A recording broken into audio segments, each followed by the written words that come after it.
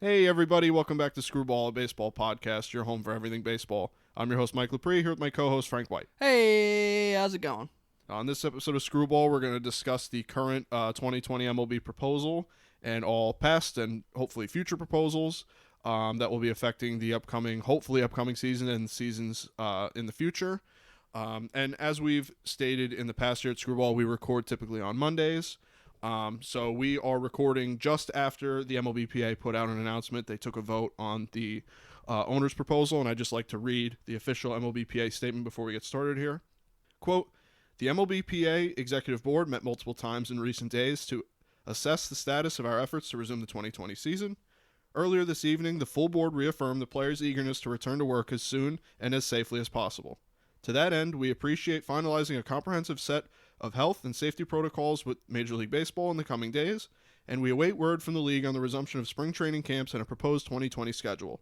While we had hoped to reach a revised back-to-work agreement with the league, the players remain fully committed to proceeding under our current agreement and getting back in the field for the fans, for the game, and for each other.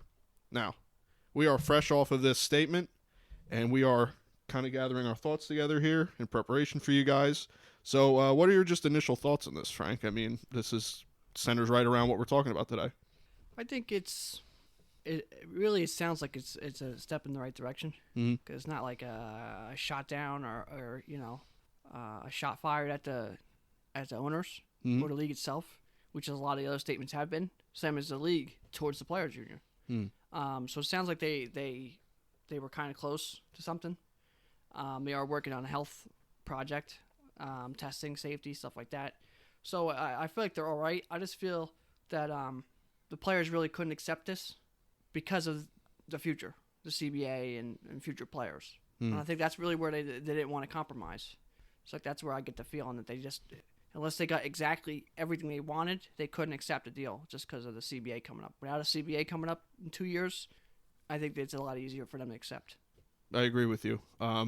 I'm still kind of soaking it all in, but I just, it's like every proposal they just seem to get closer and closer. So I think we've been saying it for months now, but I really do think that we are right on the cusp here of getting an agreement by both parties, which is good. Yeah, and I also see that the numbers were 33-5. Mm-hmm. It was. Yeah, there was yep. So you can see there was 5, Mm-hmm. which is better. Some of these proposals have been like 1 or 2. So there's been a couple more. So I think there's probably a lot more people, few people that are completely no, few people that are completely yes all the time. Mm-hmm. But there's probably a lot more people in that gray area. We could have went either way. Mm-hmm. So, I think that they're at a better understanding and relationship right now compared to some of the other stuff they've been to. Yeah. So I feel like they're okay, but they gotta figure something out.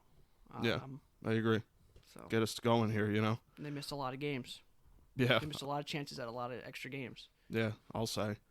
All right, well, I think that introduces us real well into our topic here today. We didn't expect the announcement to come out right just as we started recording here, but that works well. So we're going to go topic by topic here. There's a few things that the MLBPA and the owners have been talking about for a while here on what they want to do with the season, 2021, in regard to the DH and how long the actual season is going to be. So we're just going to go topic by topic here, and we're going to discuss what we think about it, what we think it could mean for the future of baseball, all that great stuff. So why don't we start with the topic that I think is probably the simplest to grasp out of a lot of these topics, the universal DH. I know we've given both of our opinions on the DH in the past. So what do you think of it for this year, maybe next year? I think universal DH. I don't like it, and I don't care this year, next year, 10 games, 5 games, 38 games. I don't, whatever the season's gonna be. I don't like the universal DH. I like the idea of the split, agenda, I guess you could say, or split rules. Just because it gives diversity to the league, and it gives the managers, they have to manage a little bit. When there's no DH, or when there is a DH, there's not as much managing. Yeah. Who I pinch hit, who has my bullpen, team set up a little bit different. And like I said, I just like the difference in the leagues.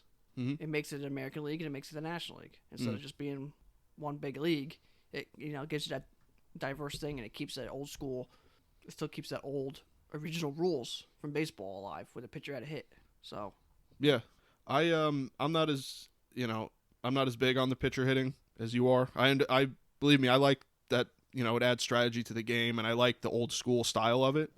But I just think that the DH can only benefit players down the line. I think, as players start to get older, they can go and say all 30 teams have a DH on their team. Players that are 36, 37, 38 years old, they can still find a team and be viable on it, further than being a pinch hitter, because that is a role that some guys really are really good in. I think that elongates careers. I think that makes the game a little more exciting. I think it keeps pitchers a little bit fresher. I think that they don't have to worry so much about hitting or being worried about having to run and stuff like that. Just worry about pitching, and we'll worry about hitting, stuff like that. I'm not completely against just keeping it the way it is, like you said, where it's that split, AL-NL thing. I like that too.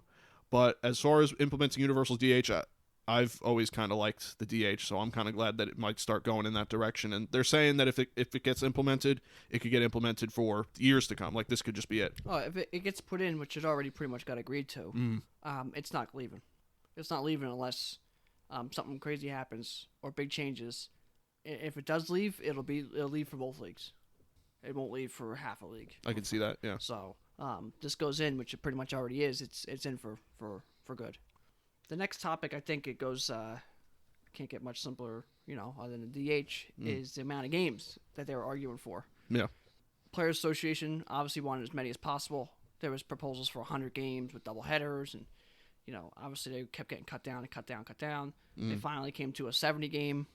I believe it was 70 games they came to in 80 days or 82 days. Yeah, something like that. Yeah. Which actually is pretty reasonable, knowing they usually play 162 games in 180 days.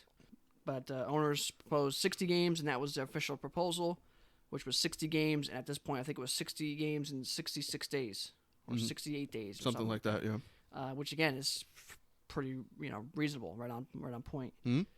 I mean, obviously, I wanted as many games as possible. Yeah. So I would have went players route, where you might have seen 100 games with double headers a little while ago. Now it's 70 games. I would think that they should have pushed as hard as they can to get a half season. Double headers, extend the season a week. 2 weeks, nothing crazy, but extended a week or so. Get some extra games. That's 6 games in at least. So I don't like this short. Yeah. No one likes the short season, but I think we should have kept at least a half a season. Yeah. Just makes numbers easy, and career stats and stuff like that kind of all go a little easier. Yeah. Like 60 games. I mean, it's just a random number. Yeah, it's really yeah. I agree. I was hoping at a point I was hoping for 100 games, 81 games, 82 games, somewhere in that ballpark, somewhere it's like a half a season type deal. And I think that in regard to stats, I think that the season's going to have a big asterisk next to it. And it's going to be hard, especially in the record books with playoffs and with the World Series. It's going to be hard to have this season sitting next to other full seasons. And, you're going to have guys hitting 10, 12 home runs, and that's going to be like, well, man, he hit 10 or 12 home runs compared to some seasons where guys hit 50 or 60. It's going to be weird, but I think that, at this point, I'll just be happy to see 60 games. I know they just shot it down, but at this point, I'll take anything. Yeah, the awards are going to be tricky. The Cy Young might have, 30 innings, 40 innings. The home run leader might have 10 home runs. So it's gonna be weird. It's a shame for some of these players like Trout and Sanchez and Baez, those guys who are coming into their 27-year-old season, which is like the real prime of your career, or at least entering the real prime of your career, and you're gonna miss it, especially in Trout's case, because he's really pushing for one of the greatest players of all time. Yeah, and he has missed some time already, so you don't like seeing him miss more time for stuff that he can't control. Yeah. So it's a shame. If he hasn't missed any games, you're like, oh, okay, it kind of makes up for not missing games. Yeah. But, essentially it's like he's got hurt and missed 100 games. Yeah. So you get people's careers and numbers and stuff like that. And I really get bothered when I think about careers ending. Like Pujols. Yeah. How many years was he going to play? Because he was breaking the RBI record. Maybe not this year, but early next year. And home run record. I mean, I don't know how much longer he was playing, but he was still hitting 20, 25, 30 home runs. 3 more years of that, he's right by Bonds. So now you got a year here where he might hit 8. Yeah, unfortunately, yeah. As an older guy not playing full time, he might hit 8 home runs, 8 home runs. Markakis, a guy who just all he had to do was keep doing what he was doing. He was getting 3,000 hits, and he's going to be a Hall of Famer. Now his career gets cut short, or numbers get taken away from him. Yeah. And when their career ends, do you give them an extra 50 hits in your mind? Yeah. When you're voting for him? Like, yeah, you would have had 50 more hits. Yeah, if it wasn't for or he would 2020. have had 2 more home runs or something. Do you give him that little benefit of a doubt or not? And you've seen it too with other players years ago. I mean, Fred McGriff, Yeah. 94 strike happens, he ends up 7 home runs short. Yeah. Well, if they don't strike, it's a good chance he hits. If not 7, he hits like 5 or 6. He's definitely coming back with that last one. Oh yeah, for sure. So, it's just a shame. Mhm. So maybe we just put 94 together with this year, and we just came up 1 champion for those 2 years. What do you think? Yeah. Listen, I'm cool with that. The Expos probably would have won that 94 season too. Yeah. So. But yeah, I think we're gonna see about 50, 55 games, 56 games, 60 games, something like that. Realistically, yeah. It's gonna be a shame. I would at least want half a season. We just made the money easy too. Yeah. You knew your guys kind of getting paid. You're making 30 million, you're making 15 now. So it's just easy, numbers wise. Yeah, just cut it in half. Yeah, everything's round numbers. Mm. So, but we'll see. We get any baseball in the dog days of summer, will be nice to see. Yeah, I'll take it, whatever it is at this point. Yeah, we're in a never-ending, winter Yeah, really. because it's end of June already, and I haven't left my house since March. So, I know how you feel. so it's like, oh well, it's March 2nd. No, it's June 28th. Dude. Yeah. Oh, okay. Yeah, I forgot my coat, man. I'm gonna freeze. Yeah. So we've been in quite the cycle here. So if we could just get back to some normalcy, it'd be nice. So. Yeah. What do you say next? We talk about the whole rule with the proposal with the extended playoffs, put more teams in and stuff like that.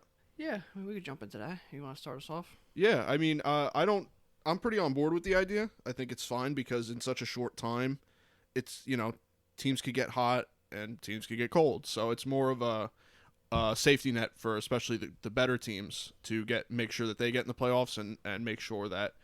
Plus it'll be interesting to see, like I have down here, a team like the Angels or one of those bubble teams. They're almost certainly probably going to get a playoff spot now. And even if nothing comes of it, it's cool to see that you get extra games with that team, or it could be one of the great runs that we see in the playoffs. So you have a team like that just make a run at the end and make it exciting towards the end. I'm pretty on board with it though. Yeah, I mean, you get a chance to see an underdog team or players you don't see in there, or Mm-hmm. the Marlins or something crazy like that. Yeah. The Orioles. The only thing it hurts the big teams because they would have won 100 games. And now they're gonna win 30, and they're gonna play against a team that's probably not even 500. And if they get bounced out of the playoffs, Yeah. they kind of get the shit end of the stick there. Mm-hmm. But I think there's been rumors about that they could do a series where it's like a 5-game series, and the 1 seed, the top seeds, who win the divisions, they would start with a 1-0 lead already. Oh, okay. That's interesting. So that they already have a 1-game lead, Mhm. so they can kind of mess up or lose a couple of games and still be okay. It Yeah. gives them that's the reason why they want to be the 1 seed. Hmm. That's the reason they want to be the top. Yeah. So it wouldn't be a bad idea. It gives them better teams, reason to be good. Yeah, that's interesting. I kind of like so that. I've seen that idea kind of thrown around. I think that's a great idea. Mm-hmm. I agree. Expanded playoffs for this season, it's not a bad idea. I think for next year, it's an awful idea. Yeah, I'm not crazy about next year. Especially because if they play 162 next year, 150, whatever they're gonna play. Probably a normal season, 150, 162, somewhere in that area. Yeah. These pitchers are gonna have 200 something innings, and now you're gonna have more people pitching in the playoffs and more stuff going on. It's just at that point it's almost crazy. Yeah. It's just craziness, and it makes the 162 games even less important. Mm. So this year, I'm okay with it. Not a huge fan of that many teams being in, but I'm okay with it. Next year, if they decide to do it, I wouldn't. I would be completely against it. Yeah, I don't quite understand it for next year. I do get it for this year. It's kind of Well, I understand why they would do it. It's Yeah. for the revenue. Yeah. Well, You yeah. add more teams, you add more revenue, so it makes up for lost time. Yeah. But next year, you're going to gain more revenue, but it's just going to be a burden to keep up with. This year, it's like, okay, you gain some revenue, and it just makes sense. Next year, it's almost like, all right, you're gaining revenue, but it's like at what cost? Mm. Yeah, I get it. I don't know. Yeah, if we return to normalcy next season, we have a 162 game season and business as usual. I just don't see the reason to have it. So I'm sure we'll continue to hear about that. Some of this other stuff too could come and go with more proposals. So yeah, and the next thing I think we'll talk about quickly, just because we don't have a ton of information on it because we're not in that field completely, is the health, the testing, Yeah. the system, the safety, the plans. They're still working that out. What is their protocol if 5 guys get sick, or what's their protocol for testing. You get test 5 times a week. So they're going to work that out.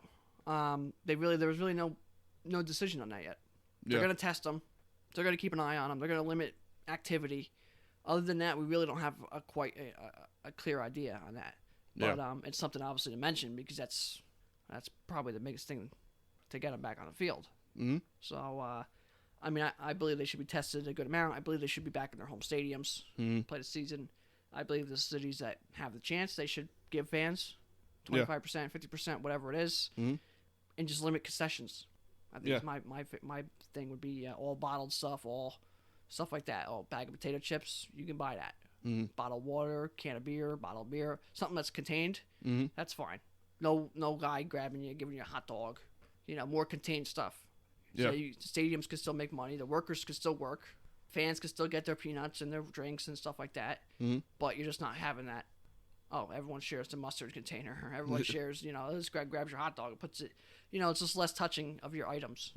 So it still kind of gets you that feel of the game, but safer. Yeah. So I agree with that's that. what they should be. Obviously, they can't limit the players being players, spitting on the field and stuff like that. But you can limit some things or discourage it, I should say. Shouldn't limit, but like, hey, don't go overboard. Yeah, be smart. On the locker room and doing crazy stuff, and let's try avoiding fighting as much as possible, even in the dugouts, and maybe keep the fans off the first couple rows of seats, away from the dugouts, stuff like that. Wouldn't be a bad idea.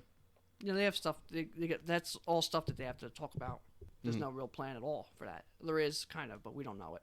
Yeah. But it's obviously a good thing for us to bring up because that's like I said, the biggest thing that's going to get us back to watching baseball and playing baseball. Yeah, it's the biggest thing, and I'd say probably the most complicated thing next to, obviously the financials that they're trying to figure out too. But it's just that there's just a flow and you don't really know where the health concerns are going. You got California and Florida right now are having some what are calling a second wave. They're getting hit hard, but the tri-state area here, New York, Jersey, Pennsylvania, we're doing all right. We've got low cases, so would this area would be better for players to play in, other than California, Florida seeing about 4,000 cases a day.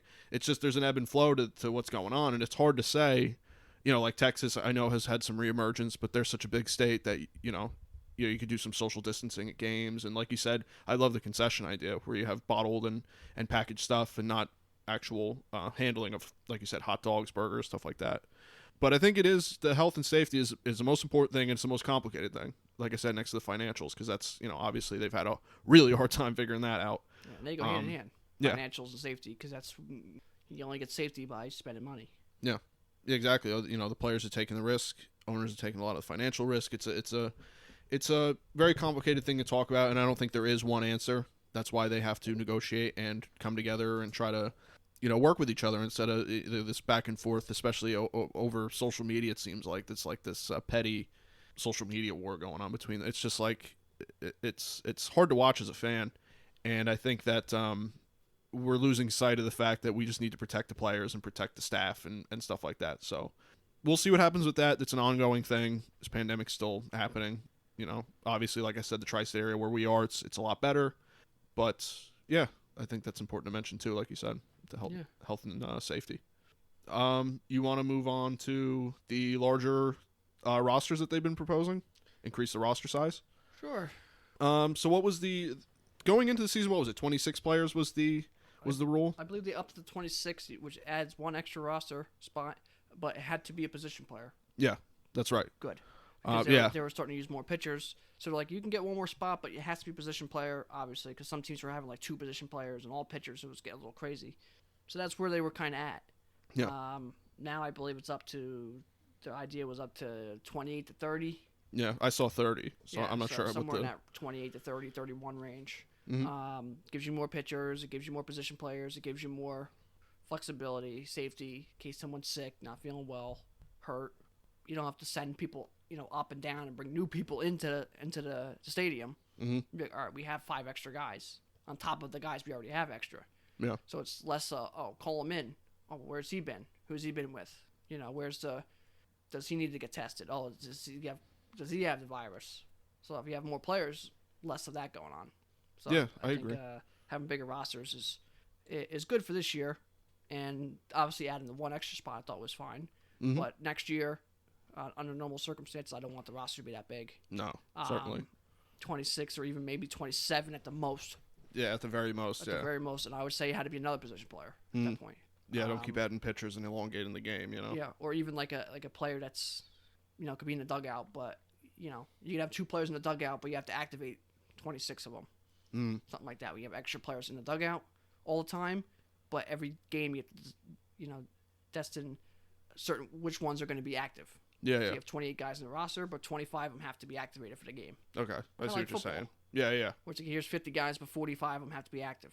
So it's like they're still there, but you can't use them. Yeah. So maybe baseball could implement something like that. I don't think that's a bad idea. No, it's not a bad idea at all. Keep some minor league guys from going up and down, up and down, up and down. Yeah. The kind of bubble guys that just seem to come up every time there's an injury, up and down, up and down. Yeah, and it keeps the team, camaraderie together too. Yeah, that's true. So I like the larger roster. I think the 26-man thing is that they had going into the season is fantastic. I don't mind 30, especially for this season. Like I have written down here, the minor league season is probably done, just about. So you have kind of what they're calling like almost like a taxi squad. You have these guys that, probably your 5 best prospects or whatever, 4 best prospects or 3 of them that you think probably would have been up this year anyway, up with the team. You could add an extra pinch hitter or whatever, I think it's great for the younger guys to get some experience. They get to be around the veterans. They get to pick their brain and use them for that. I think it's great. I have no problem with it, and I think it just makes sense in the context of this season. It's like the extended playoffs. I get it for the context of this season, and I think that under these circumstances, it's fine. Yeah, no, it makes sense, really. So to go off of that and talk about, increasing roster sizes and stuff like that, I think we should jump into extra innings. Yeah. And what their plan is for extra innings. Mm-hmm. Which what they've been talking about for many years, kind of, is really messing up the nature of the game. Mm-hmm. But they want to have change extra innings, and after a certain amount of innings, do we just give them a tie, or do we do some crazy rule? Their idea was to start a runner on second base after every inning after the 9th. Mm-hmm. So from the 10th on, you have to have a runner on second base. What runner is it going to be? Is it going to be a guy on the bench? Is it going to be your last batted out? That really isn't decided. Mm-hmm. But they want to have a runner on second base to start the game to try ending, or start the inning to try ending the game quicker. Mm-hmm. Quicker games get ended, less player interaction, less innings pitched, all that kind of stuff. So they've been bringing that up. Also, the possibility of a tie. Do you do 2 innings of that or 3 innings of that, and then the game ends as a tie? Mm-hmm. They've been talking about that as well. I hate the idea of a tie. Me too. I hate the idea of changing extra innings. Mm-hmm. I see no need to change it, really. If they're already on the field, what's 3 more innings? Yeah. What's 5 more innings? Yeah. 6 more innings. They're going to play them against them tomorrow. And extra pitchers, not pitching as much this year. What's the difference for adding extra 5 innings on the guy's arm? He's only pitching 30 innings this year instead of 230 innings. Yeah, what the hell? So I don't like it at all. It's innovative, though, mm-hmm. and it is not a bad idea for a shortened season to give you a kind of a look at what it could look like, but I don't like it at all. I don't think it really should get passed. I don't think it really would get passed. No. And I think it would do more harm than it would do good for MLB, which is everything they've done so far has been wrong, essentially. So mm-hmm. they probably will pass it. But, yeah. definitely not a fan of that. No, I'm with you. I hate the idea of a tie. I like the idea that baseball really comes down to there's no clock and you play until someone wins. And if that takes 20 innings, then it takes 20 innings. I really don't. I don't see the need to put in a tie. I don't hate the idea of the man on second. I think, like you said, it's innovative, and I think that it could add people that aren't big baseball fans. It maybe adds a little extra excitement and extra innings, keeps the game moving, gets it over quicker. I get it. I don't really. If they didn't put it in, I would be completely fine with it. If they just kept extra innings as it is, I'd be fine with it. So I'm not really on board with it yet. Maybe if, like you said, they put it in a shortened season, they kind of test the waters with it, and I see how it works out. Maybe it could be better. But as of right now, I'm not feeling it. I think the only way that it would make sense and that they should do it is in the fact that they were playing doubleheaders in case the first game ran long, ends the first game faster, or if they were like the idea of Bubble City, they all play in the same city. Well, there's supposed to be 3 games on that field today. Yeah. 1 at 4, 1 at 1 at 4, 1 at 8, something like that. Well, if that first game goes 27 innings, Second game's not going to be able to happen. Maybe the third game might not happen. Yeah. Throws the whole schedule off. Mm-hmm. So if they're playing, 2 games at the same stadium, 4 different teams, stuff like that. Yeah. Where they're having multiple games in the same field, then I could see it making more sense. Yeah. Because you have to end the game. Yeah. So you can get, you can get the other game going. Yeah. You get schedule on track. Yeah. Get the other teams in the field. Yeah. But if they're all playing at their own stadiums, I don't see a real need for it. Mm-hmm. It would bring strategy back a little bit with no DH. Yeah, that's or with true. the universal DH. Mm-hmm. It would bring a little bit of strategy back. That's true. You bunt that first guy, but it's Major League Baseball. They're professionals. Yeah, it's like handing. What are you handing them for? Especially with this day and age, where the guys go up there, swing, try to hit a home run every single pitch. I mean, it's a good chance someone runs into one in the first 2 innings. I mean, I always thought the extra innings. I would say, I don't know the numbers, but if I had to just take a guess, I'd say anywhere from 85 to 90% at least. Percentage of games finish in the first 2 innings, extra innings. Yeah, probably by the 11th it's over. And probably 95, 96, 97% of the games are done by the 12th. Yeah. Yeah, I agree. So maybe after that point, then maybe.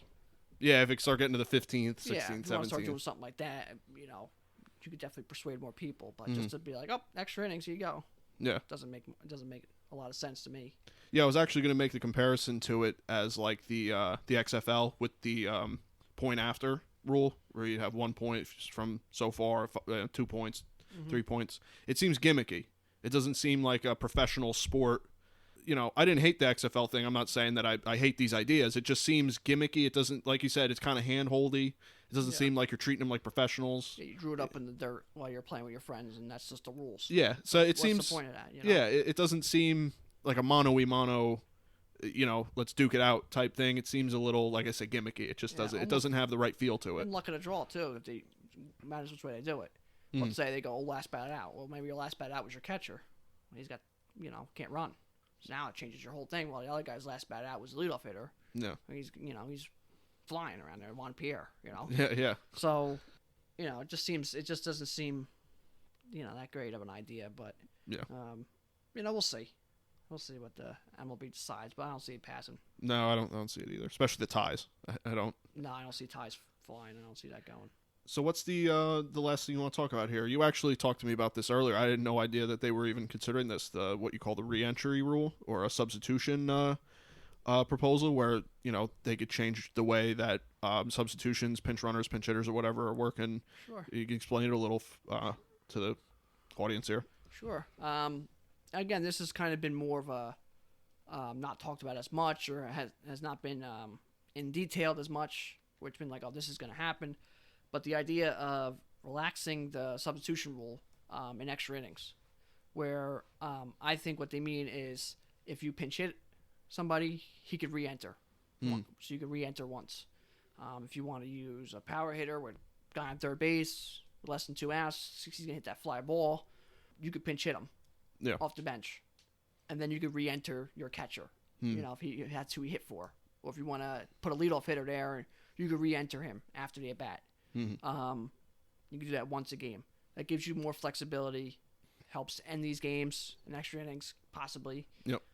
Gives strategy, management, excitement, and it's also something that's been done in baseball, all levels, Little League, Travel Ball, USABL, All Stars, high school, stuff like that. It's been done at almost every level except probably minor league and professional baseball. Yeah. I think even college might have some sort of rule. I'm not sure exactly. Yeah, you might be right. If they had it, wouldn't know surprise. If they didn't have it, I wouldn't be surprised either. But I'm pretty sure almost every level has it.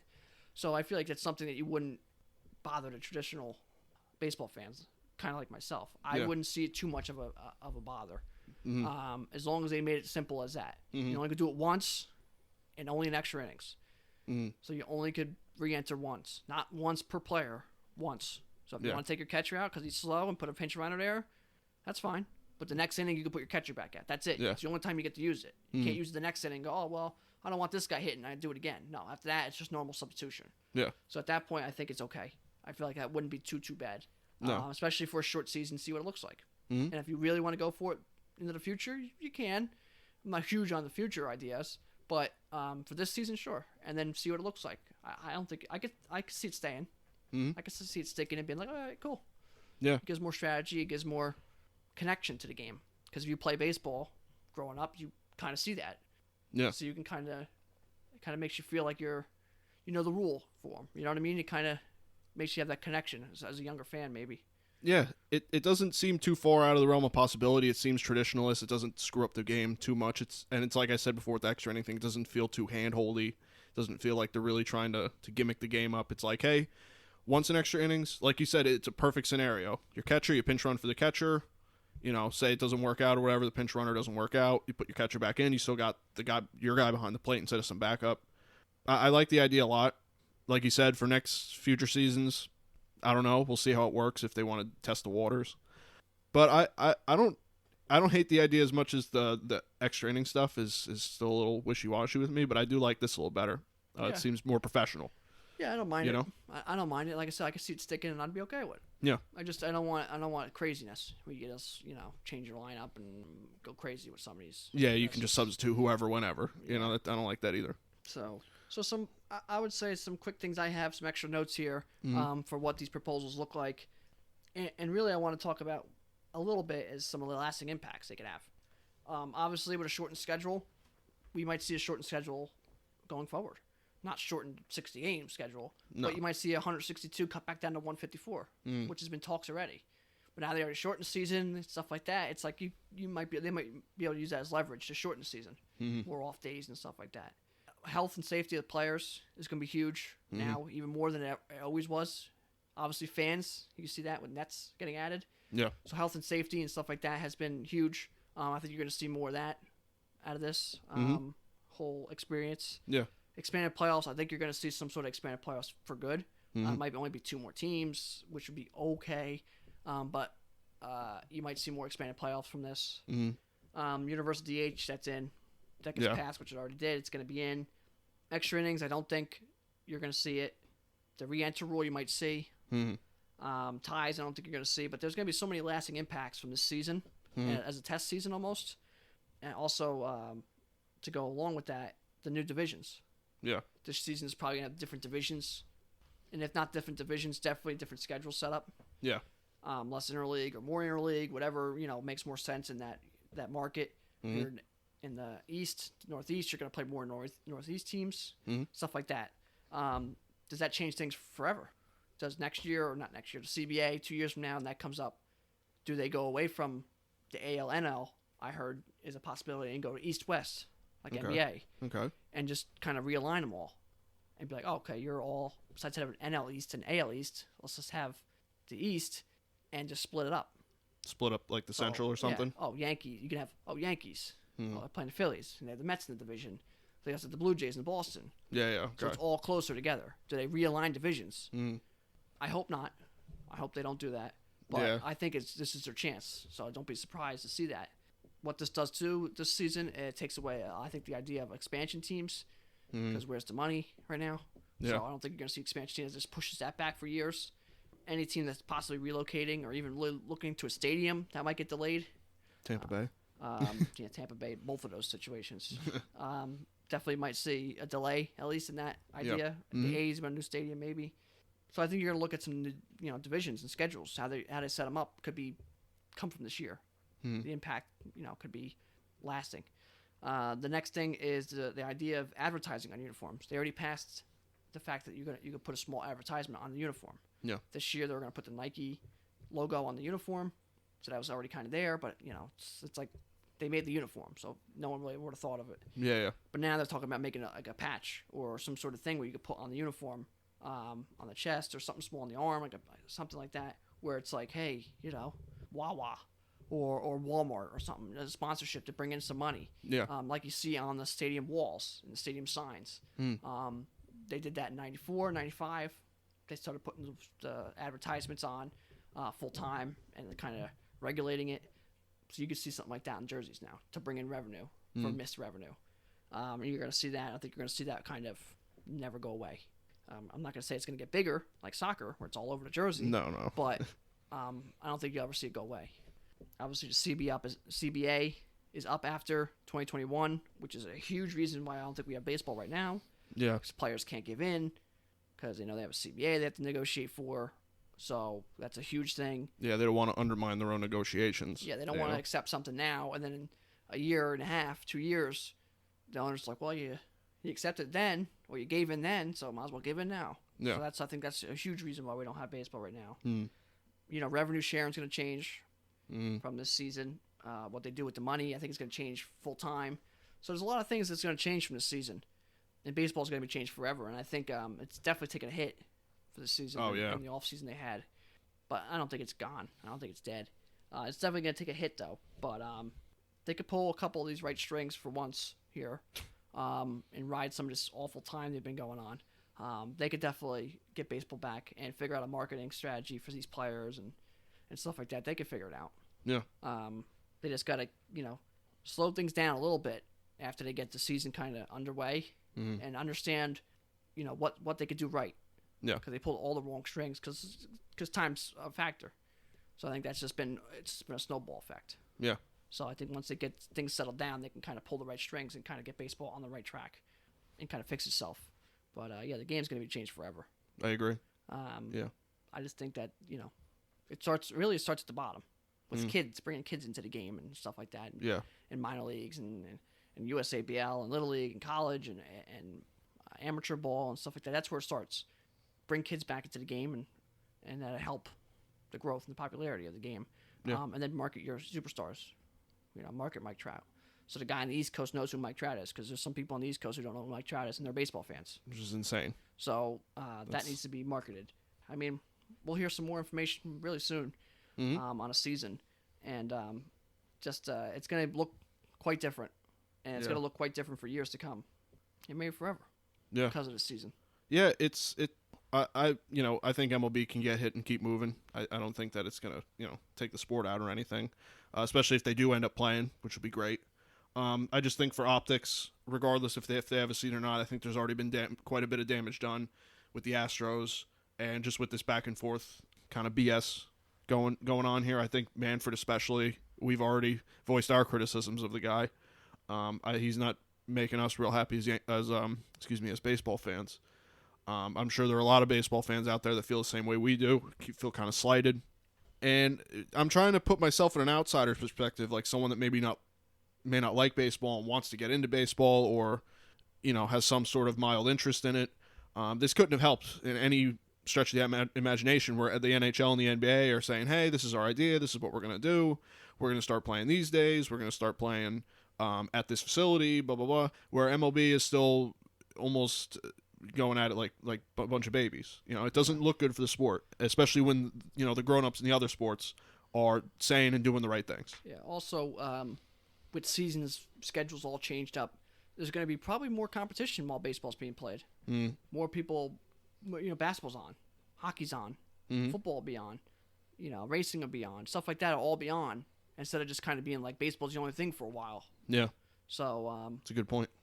We'll see. And then people obviously, want to go out because they missed it for 5 months, 4 months. So they're going to want to go out and do things. Yeah. So that's going to hurt all popularity in all sports, I think, a little bit. That's another good point. Yeah. Spending money on stadiums when they open up and whatever it is. Packages for season ticket plans online, on TVs and the channel plans. It's all going to change. It's going to be a big change. And, I think the owners and the players are both at fault at this point. It started with the owners being at fault. And now I think it's kind of switched to the players too, because this last proposal I thought really wasn't that bad.